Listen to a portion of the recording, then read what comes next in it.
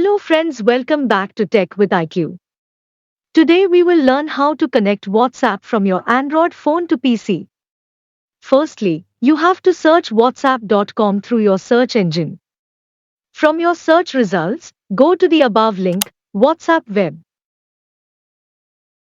Here, you have to wait for a while.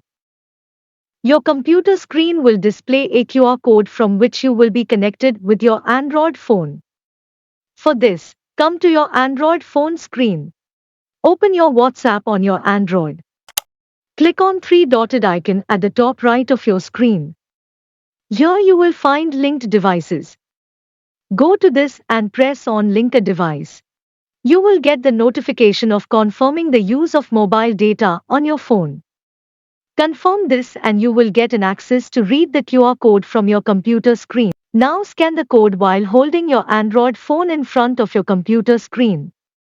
It will read the code instantly and your account will be logged into your computer as shown. It will take some time to download and organize your WhatsApp content. Here, you can see that finally WhatsApp of your Android phone is connected to your computer now. Thank you for watching.